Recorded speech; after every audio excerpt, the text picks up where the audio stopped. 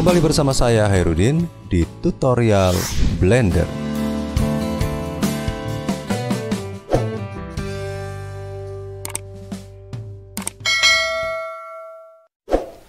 Di tutorial kali ini saya akan meneruskan tutorial saya sebelumnya. Pada sesi ini saya akan membahas tentang bagaimana cara menggerakkan karakter Among Us yang sudah saya buat sebelumnya. Bagi teman-teman yang ingin mengetahui bagaimana cara membuat karakter ini, silakan untuk mengakses tutorial saya yang linknya sudah saya sertakan di bagian bawah deskripsi video tutorial ini. Saya akan membetulkan sedikit di bagian materialnya di sini. Jadi saya akan coba masuk ke edit mode. Saya klik di sini, tekan edit mode. Kemudian saya coba scroll seperti ini. Saya akan klik dulu bagian face di sini. Kemudian klik di sini, tahan Ctrl Shift. Kemudian klik di ujungnya. Saya coba putar dulu. Saya klik di sini. Saya putar lagi. Jadi lepaskan Ctrl dan Shift-nya. Kemudian saya tahan Ctrl Shift, klik di sini. Lepaskan lagi Ctrl Shift-nya. Saya klik di sebelah sini dulu. Iya. Kemudian yang sebelah sini. Kemudian yang ini. Ya, seperti ini. Selama saya memilih ini, saya menggunakan Ctrl Shift. Dan ketika saya memutar, saya lepaskan tombol Ctrl Shift-nya. Kemudian, saya klik di bagian Material Properties dan saya memilih Body. Kemudian, saya tekan Assign. Oke, sekarang saya sudah melihat bentuknya sudah bagus ya. Nah, jika kita ingin menghaluskan bagian ini, kita bisa saja mengaktifkan di bagian Modify. Jadi, saya masuk dulu ke bagian Object Mode. Nah, di sini kemudian saya akan aktifkan Modify. Saya akan memberikan pilihan di bagian Render menjadi 3 dan Viewportnya juga 3. Maka sekarang bentuknya sudah semakin halus. Tetapi agar memudahkan saya nanti dalam menganimasikannya, sehingga beban memori saya tidak terlalu besar, sementara saya akan menguranginya terlebih dahulu ya. Jadi saya kembalikan ke angka 1 di bagian Viewportnya dan Rendernya 2. Oke, sekarang saya akan mulai menggerakkan si objek ini. Caranya, saya tekan angka 1 di numpad agar saya bisa kembali ke tampilan front. Saya akan menekan Shift A di sini. Kemudian saya memilih Armature dan memilih Single Bond. Nah, di bagian tengah ini sudah terdapat sebuah single bond, hanya saja tidak terlihat. Nah, saya akan coba membuat objek ini menjadi ke depan. Caranya, saya klik di bagian Object Data Properties. Kemudian di bagian Viewport Display, saya akan aktifkan In Front. Sehingga objek ini sekarang sudah ada di depan. Kemudian saya akan coba tekan G dan saya tekan Z, letakkan di bagian bawah kira-kira saja di sini. Kemudian saya akan masuk ke Edit Mode. Klik di bagian atasnya, tekan G dan Z, posisikan dia di atas ini. Klik objek yang bagian ini, klik kanan, kemudian tekan Subdivide. Di bagian ini kita tambahkan menjadi 2 sehingga terdapat 3 potongan bond di sini. Klik yang bagian bawah, kemudian saya tekan Shift D untuk menduplikat, pindahkan ke sini. Kemudian saya pilih salah satu titiknya, tekan G dan saya pindahkan ke sini. Kemudian saya scroll, saya tahan Shift-nya. Kemudian saya klik ujungnya dan tekan G untuk menaruh di sini. Klik ujung ini, tekan E untuk extrude, saya letakkan di bawah, di sini. Kemudian klik objeknya, klik kanan, Subdivide untuk memotong menjadi 2. Langkah berikutnya adalah memberikan penamaan untuk setiap bond ini. Saya klik di bagian pinggang yang ini, kemudian tekan F2. Jika Anda menggunakan laptop, tekan Fn F2 ya. Saya tekan F2, kemudian saya hapus, kemudian saya ketik pinggang. Titik L, L-nya besar. Tekan Enter. Kemudian yang ini, klik, kemudian tekan F2. Saya klik di ujungnya. Kemudian saya tekan paha, saya ketik paha. Kemudian titik L. Tekan Enter. Klik yang ini, tekan F2, klik di ujungnya, hapus dulu, saya ketik kaki .l. Iya, seperti ini, tekan Enter. Berikutnya kita akan menduplikat objek ini. Caranya, saya klik di sini, tahan Shift di keyboard, klik yang ini dan klik yang ini. Jadi dengan menahan Shift ya. Kemudian saya klik kanan di salah satunya, pilih simetris. Maka si objeknya sekarang sudah diduplikat. Ya, dan kita coba cek, kita klik di luar dulu, kemudian klik di sini, tekan F2, dan namanya pun sekarang sudah otomatis dirubah menjadi R atau right ya. Saya klik di luar. Oke, berikutnya saya akan menggerakkan si objek ini. Untuk menggerakkannya, saya harus keluar dari Edit Mode ke Object Mode. Saya klik di sini, pilih Object Mode. Nah, kita akan coba mengattach si objek ini ke bond yang sudah kita buat. Caranya, klik di luar, klik objeknya, tahan Shift di keyboard, klik objek bondnya. Tekan Ctrl P seperti ini dan memilih with automatic weight seperti ini. Berikutnya kita akan coba menggerakkan, pilih bondnya, kemudian saya masuk ke pause mode ke sini. Saya akan coba menggerakkan yang ini, misalnya saya tekan R, Z, coba saya putar, ya sudah mulai goyang-goyang dia ya. Ya seperti itu. Oke, Ctrl Z ya. Mungkin yang di bagian ini, si bagian tasnya terlalu kecil, kita mungkin bisa menambahkan ketebalannya. Saya klik dulu si tasnya, saya harus keluar dulu dari pause mode. Klik dulu objeknya, tekan tab untuk mengaktifkan ini. Kita pilih yang ini, tahan shift-nya, tahan Ctrl juga ya, untuk memilih lebih cepat. Ya seperti ini. Kemudian ini bisa kita tambahkan extrude-nya. Kita tekan E, kemudian kita tekan Y. Kita dorong ke sini agar terlihat lebih memanjang seperti ini ya. Oke, sekarang saya kembali ke object mode dan memilih bondnya. Oke, sekarang saya sudah mulai persiapan untuk membuat pergerakan. Saya coba memposisikan seperti ini. Kemudian di bagian bawah saya persiapkan dulu bagian timelinenya seperti ini. Untuk durasinya mungkin saya rubah menjadi 13 saja di sini.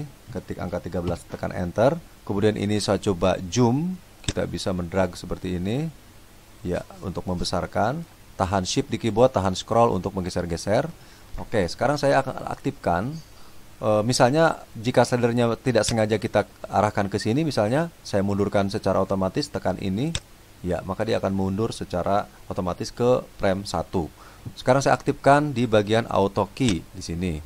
Sekarang kita pilih bondnya, kita pilih di bagian ini pause mode. Kemudian saya akan klik di bond yang ini, tahan shift dan klik bond yang ini. Kemudian tekan R dan Z. Saya akan putar agar si kaki kirinya ke depan. Kira-kira seperti ini. Ya, mungkin seperti ini. Kemudian saya akan putar juga yang ini, objek yang ini akan saya putar berlawanan. Jika kaki yang kiri ini ke depan, maka si objek yang ini akan berputar ke kanan. Tekan R dan Z, kemudian saya akan putar ke kanan, ke sebelah sana. Sedikit saja. Kemudian yang ini saya putar lagi, tekan R dan Z. Tambahkan sedikit saja. Kemudian yang ini juga tekan R dan Z. Iya, seperti ini. Oke, sekarang jika saya aktifkan seluruhnya, klik di salah satu bond, kemudian tekan A. Ya, seperti ini. Kemudian saya coba buka di sini di summary-nya. Ya, di sini sudah terdapat beberapa buah titik animasi di sini ya. Oke, sekarang saya akan buat si animasi ini, si titik animasi ini. Oke, sekarang saya akan beralih ke tampilan right. Tekan angka 3 di numpad. Klik dulu si bagian objeknya, kemudian saya tekan angka 3 di numpad. Nah, sekarang saya akan klik, mungkin saya klik dulu untuk paha yang sebelah sini ya, untuk paha yang kiri. Kemudian tekan angka 3 di numpad. Berikutnya, saya akan menganimasikan si objek paha ini. Tekan R, kemudian saya akan dorong ke sebelah sana. Kira-kira seperti ini. Kemudian saya pilih yang paha yang sebelah sini, tekan R, akan saya dorong ke belakang seperti ini. Nah, kemudian saya akan tekan angka 1 di numpad. Kemudian saya akan sedikit bengkokkan si paha ini, tekan R, akan saya bengkokkan sedikit aja ke sini. Dan yang ini juga sama, saya tekan R, saya bengkokkan sedikit saja ke sini. Ya, seperti ini. Oke, sekarang kita tekan seluruhnya, tekan A. Ya, seperti ini. Oke, sekarang kita posisikan di seluruh objek ini. Kita bisa menekan, kalau nggak yakin animasinya tersimpan, kita tekan I di sini. Kemudian memilih lock rod. Ya, seperti ini. Maka si animasinya akan tersimpan di frame ini. Kemudian saya akan copy dengan cara Shift D. Ya, seperti ini. Kemudian drag seluruhnya ke ujung sini. Ya, seperti ini. Saya akan majukan sedikit. Barangkali ada salah satu yang tidak terpilih ya. Oke, seperti itu kita lihat ya, seperti itu. Kemudian saya akan duplikat lagi objek ini ke tengah-tengah. Saya letakkan misalnya di sini. Misalnya saya blok yang ini, kemudian saya tekan Ctrl C, kemudian letakkan si slidernya di sini, tekan Ctrl Shift P. Maka si objek ini secara otomatis akan dibalik ya. Oke, jika kita animasikan, tekan spasi di keyboard. Ya, sudah seperti itu. Oke, nah sekarang saya akan menambahkan pergerakan di tengah-tengahnya di sini. Saya coba untuk ke sini, saya coba dari samping, tekan angka 3 di numpad. Nah, seperti ini. Nah, seharusnya ketika dia nyampe di sini, nah objek yang di bagian diamnya itu dia harusnya di sini ya. Oke, sekarang saya akan coba posisikan dulu objek ini. Klik yang, coba saya putar sedikit, yang ini. Ya, saya tekan ALTR ya supaya dia lurus. Kemudian saya coba untuk mengatur untuk bagian yang sebelah sananya, yang paha yang sebelah sini, seharusnya dia ngangkat ke depan ya. Oke, saya tekan angka 3 di numpad. Nah, yang ini saya tekan R, harusnya dia ngangkat ke depan ke sana, kira-kira segini. Ya, seperempatnya, setengahnya mungkin ya. Nah, sekarang saya akan posisikan si objek seluruhnya, tekan A untuk titik ini, di titik ini, dan saya akan geser dengan move. Saya geser ke sini. Seharusnya si titik yang berdiri ini adanya di sini ya. Sehingga nanti akan, nah maksudnya begitu ya. Ya, seperti ini.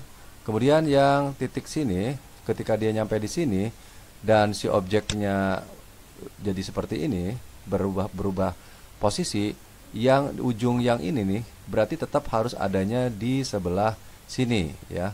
Nah, tugasnya berarti kita memajukan objek ini secara keseluruhan. Karena ini sudah terpilih, kalau nggak yakin klik di luar, klik salah satunya, kemudian tekan A seperti ini, kemudian kita majukan titik yang ini harusnya berada di tempat yang sama tadi waktu kita berdiri di sini. Ya, seperti ini. Sehingga dia dapat melangkah seperti ini. Iya, seperti itu. Nah, kemudian untuk yang titik ini saya akan duplikat dari sini. Ctrl C, kemudian letakkan di sini Ctrl Shift P. Ya, sehingga bentuknya akan berubah menjadi seperti itu. Oke. Nah, tetapi posisi yang ini juga sebenarnya harusnya adanya di sini ya, di posisi ini. Berarti kita tandain kira-kira nanti adanya di sini ya untuk yang kaki kanannya. Oke, sekarang saya akan geser ke sini. Kemudian masih terpilih semua, tinggal saya dorong. Kaki kanannya ada di sini. Ya, di sana ya. Oke, sekarang saya coba majukan lagi. Ya, seperti itu. Dan ketika dia melangkah lagi posisinya, berarti kita cek posisinya. Nah, yang ini yang kaki kanan, yang kaki kiri maksudnya, yang kaki kiri itu adanya di sini. Oke, sekarang saya coba masukkan ke sini. Jadi patokannya kaki kiri, saya coba arahkan dia tetap di sana.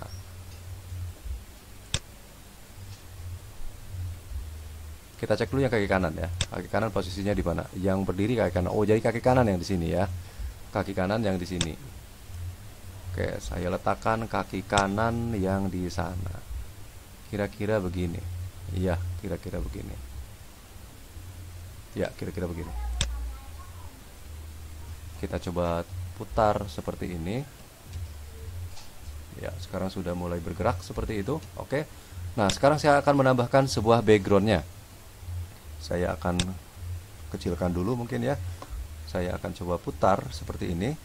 Saya masuk ke bagian shading di sini dan saya akan rubah ini menjadi word. Nah, di bagian word ini saya akses di bagian word sebelah kanan. Mungkin saya lebarkan sedikit di sini. Ya, seperti ini. Di bagian colornya, saya klik di bagian color, saya pilih environment texture.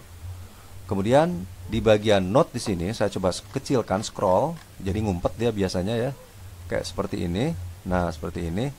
Saya geser ke sana, klik di luar, saya didekatkan gitu. Oke, kemudian saya tekan open di sini dan saya akan pilih urban alley. Saya klik, saya tekan open image. Nah, gambar ini saya dapatkan dari sebuah website namanya polyheaven.com ya. Jadi kita bisa memilih di bagian HDRI di sini ya, bisa memilih bagian outdoor atau indoor dan seterusnya. Oke, sekarang saya kembali ke Blender. Saya akan menambahkan lagi. Oh ya, untuk menampilkannya kita harus mengakses di bagian render viewport ya. Seperti ini. Nah, jadi si objek ini sudah terlihat sekarang. Nah, untuk mengecilkan atau memutar si bagian background ini, saya akan memanfaatkan Node Wrangler. Nah, caranya saya harus mengaktifkannya terlebih dahulu dari menu Edit, kemudian Preference, kemudian saya masuk ke bagian Add-on, ya, klik Add-on dan di sini saya ketik WR. Nah, di sini sudah terdapat Node Wrangler dan sudah saya aktifkan. Jika belum, silakan dicentang dan jangan lupa untuk mengaktifkannya di bagian Save Reference, ya. Oke, saya close. Kemudian saya klik di bagian ini, tekan Ctrl T. maka secara otomatis akan ditambahkan node baru yaitu mapping dan tekstur koordinat. Nah, sekarang dengan mapping ini saya bisa memutar atau menggeser si bagian ini. Oke, sekarang mungkin saya akan scroll sedikit, akan saya coba arahkannya ke arah sana misalnya. Oke, saya tahan shift dan scroll, saya pindahkan ke sini. Kemudian saya akan coba putar lagi. Nah, untuk memutar atau mengecilkan, kita bisa memanfaatkan location. Mungkin locationnya ini di bagian X mungkin ya. Coba saya putar di bagian X. Iya, seperti ini. Seperti ini misalnya. Nah, untuk ke atas kita bisa gunakan rotation. Rotation mungkin di bagian Z ya. Oke, saya coba rotation di bagian Z. Ya, seperti ini untuk menggeser-gesernya. Untuk memutar mulai diletakkan di mana ya. Jadi ini hampir 360 derajat uniknya si background ini bisa kita putar. Kemudian kita juga bisa memutar di bagian location Z-nya juga ya. Nah, location Z itu untuk memutar ke atas atau ke bawah. Ya, seperti ini kira-kira ya. Oke, mungkin akan saya pendekkan dulu ini ke sini. Ya, seperti ini agar lebih luas. Kemudian saya akan geser ke sini. Ya, nanti awalnya di sini. Saya coba masuk ke tampilan kamera ya. Saya klik kamera, kemudian saya tekan N, saya aktifkan view. Kemudian saya klik lock kamera to view ya, seperti ini. Sehingga saya bisa mengatur tampilannya di sini di kamera yang akan nantinya kita akan render ya. Kira-kira seperti ini. Ya, kita juga bisa mengambil view yang sana. Nah, jangan lupa kita juga masih bisa mengatur-ngatur di bagian rotate di bagian Z-nya untuk mendorong atau menggeser bagian mana yang kita inginkan. Seperti itu ya. Zoom sedikit ya, seperti ini misalnya. Oke, sekarang saya coba kembali ke layout di sini.